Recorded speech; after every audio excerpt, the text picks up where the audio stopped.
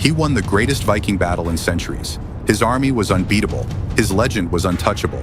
3 days later, he was dead in a field, and England would never be the same again. This is the battle history forgot to tell you. January 1066. King Edward the Confessor died childless. England had no heir. Every warlord smelled blood. 3 men wanted the crown, all of them deadly. Harold Godwinson, England's most powerful earl, seized the throne. William of Normandy sharpened his swords across the Channel. And from the frozen north, Harold Hardrada began moving. Hardrada, the thunderbolt of the north, wanted England. He had fought since age 15 without losing much. Varangian Guard, Byzantine Wars, 20 years of pure violence. England was simply his next conquest to claim. Harold Godwinson had a brother, and a deadly problem.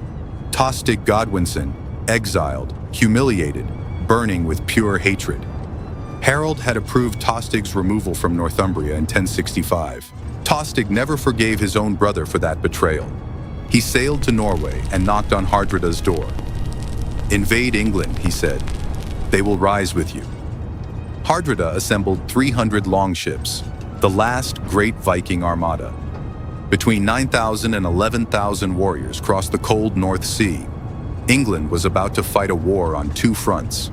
September 1066, the Viking fleet entered the Humber estuary. They raided Scarborough first, slaughtering most of its inhabitants. The message was clear: submit or be destroyed completely. Sailing up the River Ouse toward York, they advanced. 2 English earls, Edwin and Morcar, marched out to stop them. September 20th, the Battle of Fulford Gate began. Hardrada crushed them completely, driving hundreds into the ditches. Men drowned in the marsh trying desperately to flee. York, England's second city, opened its gates in surrender. The north of England belonged to Harold Hardrada now. King Harold was in London, 185 miles away south. He heard about Fulford and made an impossible decision. He marched his entire army north in just 4 days. 185 miles, 4 days, on foot, through September heat. A journey that normally took 2 full weeks minimum. He gathered housecarls, thans, and militia along the road. Messengers rode ahead warning every town of his coming. Harold arrived in Yorkshire before Hardrada even knew it. The speed of his march was extraordinary, almost unbelievable. History would call it one of the greatest forced marches ever.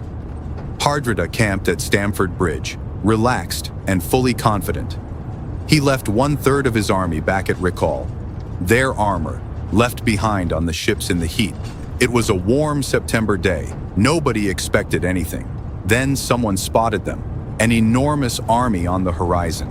Thousands of English soldiers marching fast and directly toward them. The glint of spears and shields filled the entire valley. A Viking scout ran. "That is no peaceful delegation." Hardrada scrambled, sending riders back to Recall for reinforcements immediately. But Harold's army was already almost at the river bridge. The River Derwent stood between Harold and the Viking army. One narrow bridge, the only crossing for miles around. A Viking berserker stepped onto the bridge, completely alone. He planted his feet and dared the English to cross.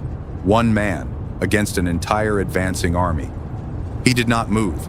He cut down 40 English soldiers before anyone could pass. 40 men. One Viking, standing on a single bridge alone. Finally, an English soldier grabbed a barrel and slipped underneath. He thrust a spear up through the bridge planks, killing him.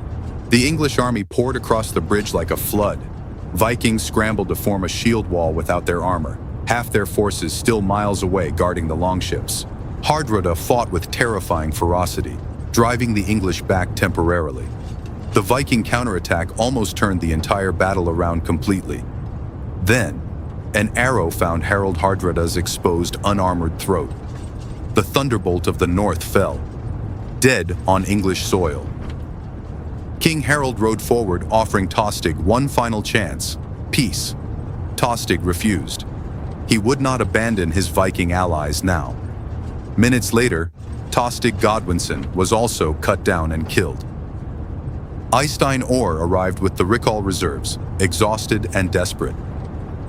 They had run miles in full armor under September sun. Historians call this charge the Storm of Ore, pure fury. Ore's men fought until they collapsed from heat and wounds. Eystein Ore himself died in the final desperate Viking charge. When the last Viking standard fell, the battle was finished. The field was silent except for the English army's victory roar. 300 longships had arrived on England's northern coast. Only 24 ships were needed to carry survivors home. From 11,000 warriors, barely enough men to fill 24 boats. Decades later, a historian wrote, "The bones still covered everything. The battlefield was still easily recognizable by piles of bones."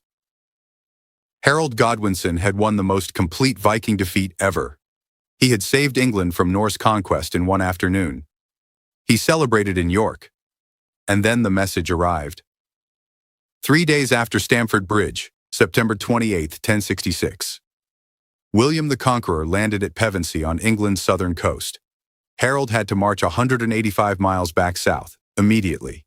His army was exhausted, depleted, and still celebrating the victory. The housecarls who survived Stamford Bridge now faced Hastings next. Harold did not wait for reinforcements. He marched anyway. October 14, 1066. 19 days after Stamford Bridge, Hastings began. Harold Hardrada's death officially ended the Viking Age in England.